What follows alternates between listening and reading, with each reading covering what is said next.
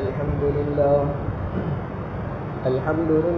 نحمده ونستعينه ونستغفره ونؤمن به ونتوكل عليه ونعوذ بالله من شرور أنفسنا ومن سيئات أعمالنا من يهده الله فلا مضل له ومن يضلله فلا هادي له ونشهد أن لا إله إلا الله وحده لا شريك له ونشهد أن سيدنا ونبينا ومولانا محمدا عبده ورسوله أما بعد فأعوذ بالله من الشيطان الرجيم بسم الله الرحمن الرحيم إن الذين ينادونك من وراء الحجرات أكثرهم لا يعقلون ولو أنهم صبروا حتى تخرج إليهم لكان خيرا لهم والله غفور رحيم صدق الله العظيم. پچھلے کچھ دنوں سے سورۃ الحجرات کی تفسیر ہم سن رہے ہیں. اس سورت میں اللہ تبارک و تعالی نے اپنے محبوب صلی اللہ علیہ وسلم کی شان، عظمت اور آپ کے متعلق اہم ترین آداب کا ذکر کیا ہے. ان آداب میں سے دو ادب ابھی تک ہو چکے. ایک تو لا تقدموا بین یدی اللہ ورسولہ، کہ تم اللہ اور اس کے رسول سے آگے نہ بڑھو. دوسرا ادب سکھایا لا ترفعوا اصواتکم فوق صوت النبی، کہ تم اپنی آوازوں کو رسول اور نبی کی آواز سے بلند نہ کرو. ولا تجہروا له بالقول كجهر بعضكم لبعض، اور تم رسول اللہ صلی اللہ علیہ وسلم سے اس طرح کھل کر بات نہ کیا کرو جس طرح تم آپس میں ایک دوسروں سے باتیں کرتے ہیں. یہ دو ادب ہم ابھی تک پڑھ چکے، سن چکے. ابھی جو دو آیتیں آپ حضرات کے سامنے میں نے تلاوت کی، اس میں بھی ایک بہت اہم ادب کا ذکر کیا گیا ہے. کیا ہے؟ ان الذین ینادونک من وراء الحجرات اکثرهم لا یعقلون. پہلے ترجمہ سن لیں کہ بے شک وہ لوگ جو آپ کو کمروں کے پیچھے سے پکارتے ہیں ان میں سے اکثر لوگ ناسمجھ ہے، ناواقف ہے. وَلَوْ أَنَّهُمْ صَبَرُوا حَتَّى تَخْرُجَ إِلَيْهِمْ لَكَانَ خَيْرًا لَهُمْ. اگر وہ لوگ صبر سے کام لیتے یہاں تک کہ آپ ان کے پاس باہر نکل کر حاضر ہوتے تو وہ ان کے لیے بہتر ہوتا. واللہ غفور الرحیم، اور اللہ بخشنے والا مہربان ہے. واقعہ کیا پیش آیا تھا؟ جیسا کہ پچھلی مجلس میں بتایا گیا کہ قبیلہ بنو تمیم کے لوگ نبی اکرم صلی اللہ علیہ وسلم کی خدمت میں اس غرض سے حاضر ہوئے کہ ہمارے درمیان کسی کو سردار مقرر کر لیا جائے، اور اسی بنیاد پر یہ آیتیں نازل ہوئی. حضرت ابوبکر اور عمر رضی اللہ عنہ نے رائے دینے میں پیش قدمی کر دی تو پہلی آیت اس کے بارے میں نازل ہوئی. ان کی رائے دینے میں آواز بلند ہو گئی تو اگلی آیتیں اس کے متعلق نازل ہوئی کہ تم اپنی آوازوں کو رسول کی آواز سے بلند نہ کرو. اب یہ جو لوگ قبیلہ بنو تمیم کے لوگ آئے تھے یہ دوپہر کے وقت آئے تھے، جس وقت حضور صلی اللہ علیہ وسلم اپنے ازواج مطہرات کے کمروں میں سے کسی ایک کے کمرے میں آرام فرما رہے. دوپہر کا وقت تھا، خیل اللہ کا وقت تھا، آپ آرام میں تھے.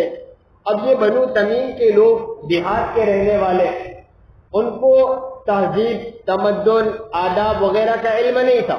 کس کے سامنے کس طرح بات کرنی چاہیے، کس کو پکارنا چاہیے، کس کو نہیں پکارنا چاہیے وغیرہ سارے اخلاق و آداب سے وہ لوگ ناواقف تھے. جیسے دیہاتی لوگ ہوتے، گاوڑیے، ان کو پتہ نہیں ہوتا کس طرح بات کرنا ہے، وہ اپنے انداز میں ہر کسی سے بات کرتے ہیں. تو بنو تمیم کے لوگ بھی جب حضور صلی اللہ علیہ وسلم کے مکان پر تشریف لائے تو انہوں نے باہر سے آواز دی، اخرج الینا یا محمد، اے محمد ہمارے پاس باہر آؤ. اب انہوں نے یہ بے ادبی کی. بے ادبی کیا تھی؟ ایک بے ادبی تو یہ تھی کہ جس وقت ان کو حضور کے پاس آنا چاہیے تھا اس وقت پر نہیں آئے. مناسب وقت نہیں تھا کیونکہ یہ آرام کا وقت تھا، دوپہر کا وقت تھا، اور دوپہر میں آرام کے وقت پکارنا، بلانا اور خلل ڈالنا آرام میں، یہ گستاخی اور بے ادبی تھی. دوسری بے ادبی یہ تھی کہ انہوں نے باہر سے شور و شغب شروع کر دیا، باہر سے چلانا شروع کر دیا کسی بڑے آدمی کے دروازے پر آ کر اس کو نام لے کر باہر سے پکارے، اطراف کے لوگ، بستی والے اور وہاں سے گزرنے والے سن رہے ہو، تو یہ اس کی بے ادبی شمار کی جاتی۔ تو دوسری بے ادبی انہوں نے یہ کی کہ باہر سے انہوں نے پکارنا شروع کر دیا، اور تیسری بے ادبی یہ تھی کہ حضور کو نام لے کر پکار۔ جب بڑا آدمی ہو اسے نام لے کر نہیں پکارتے، جیسے بیٹا اپنے باپ کو نام لے کر نہیں پکارتا، شاگرد اپنے استاد کو نام سے نہیں پکارتا، استاد کہتا ہے، مولانا کہتا ہے، حافظ صاحب کہتا ہے۔ تو ادب کا تقاضا ہے کہ بڑے آدمی کو اس کا نام لے کر نہ پکارا جائے، اور حضور اکرم صلی اللہ علیہ وسلم کی شان تو سب سے بڑی، وَرَفَعْنَا لَكَ ذِكْرَكَ، اللہ تبارک و تعالیٰ نے ان کے مرتبے کو اور ان کے ذکر کو، ان کے تذکرے کو، سب کو بلند کر دیا۔ یہاں تک کہ حضور صلی اللہ علیہ وسلم کو اللہ تبارک و تعالیٰ جب خطاب فرماتے ہیں تب بھی نام لے کر نہیں پکار۔ قرآن کریم میں جتنی مرتبہ حضور کو خطاب کیا گیا تو یا ایھا المزمل، یا ایھا المدثر، صفات اور القاب کا تذکرہ کیا، یا ایھا النبی، یا ایھا الرسول، اس طرح کا، یا محمد نہیں کہا۔ قرآن میں 4 مرتبہ محمد کا لفظ آیا ہے، حضور کا نام ویسے 5 مرتبہ آیا ہے، 4 مرتبہ محمد اور 1 مرتبہ احمد، لیکن وہاں محمد کہہ کر پکارا نہیں ہے، یا محمد، اے محمد، اس طرح پکارا نہیں ہے۔ جب خطاب کرنے کا موقع آیا، پکارنے کا موقع آیا، تو اللہ تبارک و تعالیٰ نے حضور کی الگ الگ صفات کا تذکرہ کرتے ہوئے آپ کو متوجہ کیا۔ تو ادب کا تقاضا تھا کہ نام لے کر نہ پکارا جائے، لیکن یہ قبیلہ بنو تمیم کے لوگ، انہوں نے حضور کو نام لے کر پکارا۔ اب ان کے جواب میں یہ آیتیں نازل ہوئی۔ اللہ رب العزت نے فرمایا، ان الذین ینادونک، بے شک وہ لوگ جو آپ کو پکارتے ہیں، کہاں سے؟ من وراء الحجرات، کمروں کے باہر سے۔ یہ حجرات سے مراد ازواج مطہرات کے کمرے ہیں۔ میں ابھی بتا رہا ہوں ان کمروں کی کیفیت کیا تھی۔ تو وہ لوگ جو آپ کو کمروں کے باہر سے پکارتے ہیں، اکثرهم لا یعقلون، ان میں سے اکثر لوگ ناسمجھ، انہوں نے ناسمجھی کی وجہ سے، عقل نہ ہونے کی وجہ سے، کم فہمی ہونے کی وجہ سے، یا جہالت کی وجہ سے ایسا کام کیا۔ گویا بتایا گیا کہ اس طرح کسی بڑے آدمی کو نامناسب وقت پر اس کے گھر آ جانا، اس کو نام لے کر پکارنا، باہر سے آواز دینا، یہ ناسمجھی کی بات ہے، کم عقلی کی بات ہے، کم فہمی کی بات ہے، یہ بے ادبی ہے، یہ بد اخلاقی ہے، اس طرح یہ کام نہیں کرنا چاہیے۔ یہ گویا امت کو تعلیم دی گئی۔ یہ حضور صلی اللہ علیہ وسلم کی ازواج مطہرات کے کمرے تھے۔ آپ صلی اللہ علیہ وسلم کی مدینہ میں 9 بیویاں تھیں، بیک وقت 9 بیویاں آپ کی موجود تھیں، اور حضور صلی اللہ علیہ وسلم نے اپنی ہر زوجہ، ہر بیوی کے لیے الگ الگ کمرہ رکھا تھا۔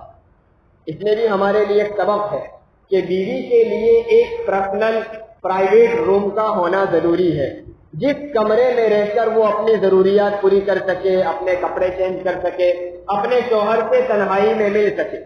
اگر جوائنٹ فیملی ہے، مکان میں ایک گھر میں سب لوگ ساتھ رہتے ہیں، بھائی بھی رہتے ہیں، والدین بھی رہتے ہیں، تو جوائنٹ فیملی میں ایک روم وہ ہونا چاہیے جو صرف اس کے لیے ہو۔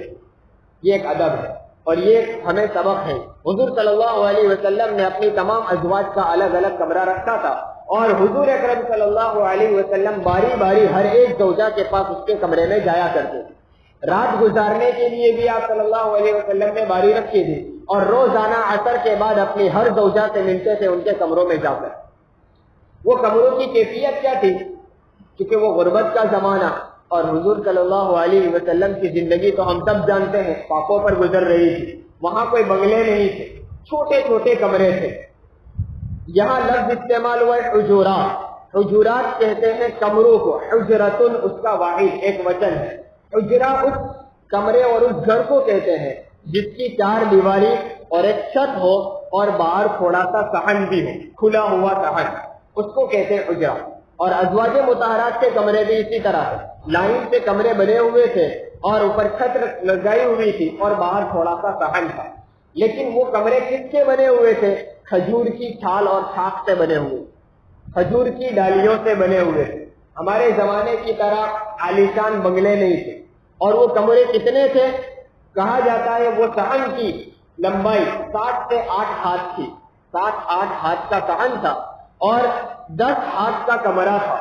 صحن کی کمرے کی اونچائی 6 سے 7 ہاتھ کی تھی، بعض صحابہ فرماتے ہیں کہ حضور اکرم صلی اللہ علیہ وسلم کے حجرے ایسے تھے کہ ہم کمرے میں داخل ہو کر ہاتھ اوپر کریں تو چھت کو لگ جائے.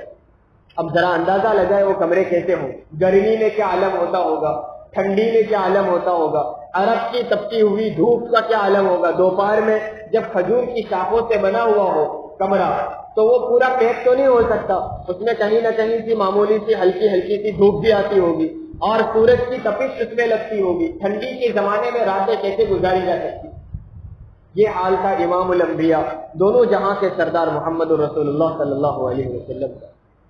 ہم ان واقعات کو سن کر اللہ کا شکر ادا کریں اور ہم کہ اللہ تو نے ہمیں کیسی نعمتوں سے نوازا ہے, اور وہ ایسی غربت میں رہ کر, ایسی پریشانیوں میں رہ کر, ایسی تکلیفوں میں رہ کر وہ کام کر گئے جس کا ایک ذرہ بھی ہم نہیں کر سکتے. ہمیں شکوہ ہوتا ہے گرمی کا زمانہ ہے روزہ کیسے رکھیں گے, حالانکہ ہمارے پاس وہ وسائل ہے جو اس زمانے میں ان وسائل کا تصور بھی نہیں ہے. اس زمانے میں کسی کو اگر پنکھے کے متعلق سمجھا جائے تو سمجھ میں نہ آ. ہمارے پاس گرمی سے بچنے کے لیے پنکھا ہے, ایسی لگے ہوئے ہیں, بند کمرے ہیں, مضبوط چھت لگی ہوئی ہے, اور پتہ نہیں کتنے وسائل ہمارے پاس ہیں.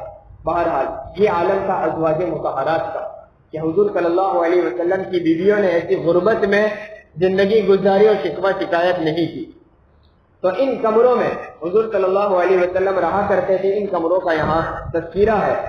آگے اللہ نے کہا وَأَكْثَرُهُمْ لَا يَعْقِلُونَ. یہ جو کمروں کے باہر سے آپ کو پکارتے ہیں وہ لوگ کیسے ہیں؟ اکثرهم, ان میں سے اکثر لوگ ناواقف ہیں. دیکھیے کس قدر کمال احتیاط ہے. اللہ نے یوں نہیں کہا کہ وہ سب کے سب بیوقوف ہے, وہ سب کے سب ناسمجھ ہے, سب کا تذکرہ نہیں کیا, بلکہ کہا وَأَكْثَرُهُمْ لَا يَعْقِلُونَ. مفسرین فرماتے ہیں کہ ہو سکتا ہے بنو تمیم کا جو قافلہ آیا تھا ان میں سب لوگ ناواقف نہ ہو, سب لوگ ایسے جاہل نہ ہو, بلکہ بعض لوگوں نے ایسا کام کیا ہو اور دوسروں نے دیکھا دیکھی ان کے ساتھ حضور کو باہر سے آواز دینا شروع کر دیا. تو وہ حقیقت میں ناواقف اور کم عقل نہ ہو, لیکن دوسروں کی دیکھا دیکھی کی وجہ سے انہوں نے ایسا کام کیا ہو. اس لیے اللہ نے کہا وہ سب ناواقف تھے, ایسا نہیں کہا, بلکہ کہا ان میں سے اکثر لوگ ناواقف.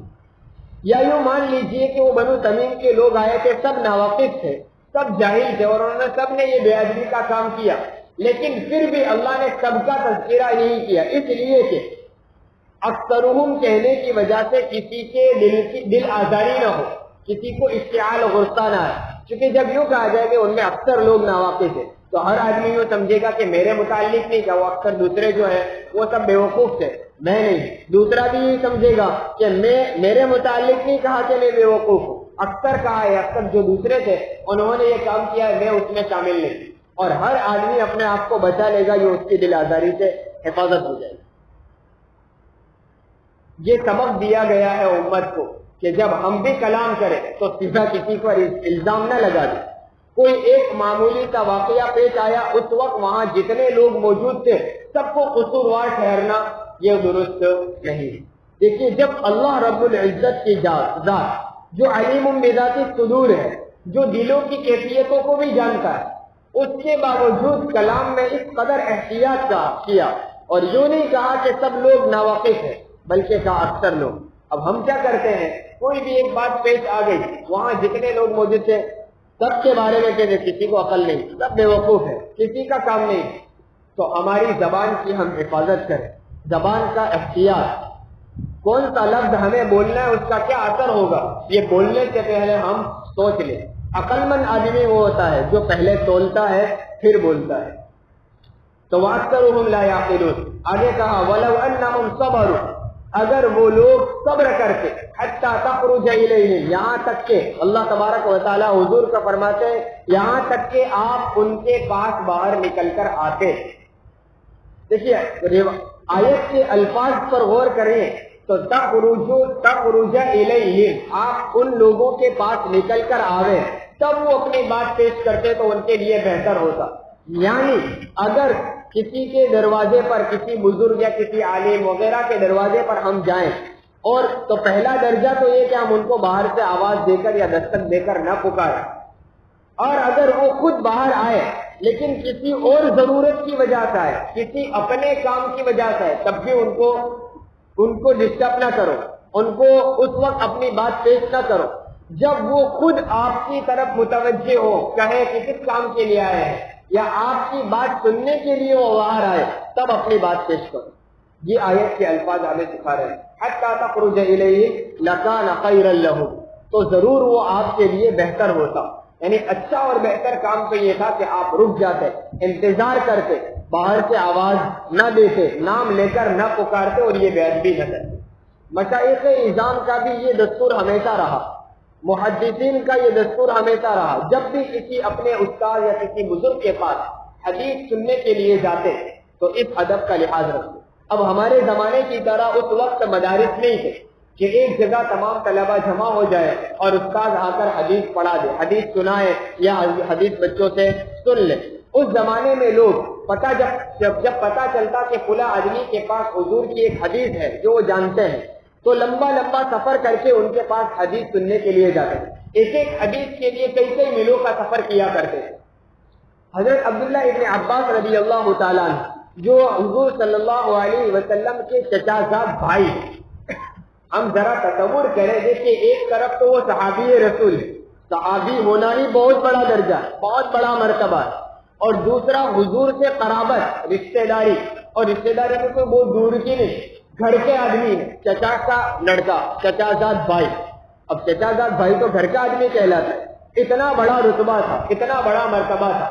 لیکن جب کسی عالم کے پاس حدیث سننے کے لیے جاتے، انہیں پتا چلتا کہ فلاں آدمی کے پاس ایک حدیث ہے حضور کی، اور وہ حدیث اس کو جانتے ہیں، تو وہ حدیث سننے کے لیے جاتے تو اس شیخ کے، اس عالم کے دروازے پر جا کر باہر بیٹھ جاتے، باہر سے دستک نہیں دیتے، آواز نہیں دیتے تھے، اور انتظار کرتے جب وہ باہر آئیں گے تو میں ان سے حدیث سنوں گا۔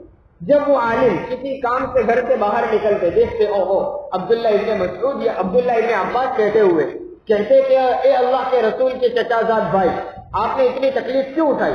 مجھے آواز دے دیتے، گھر پر ذرا دستک دے دیتے، میں باہر نکل کر آپ کو حدیث سنا دیتا۔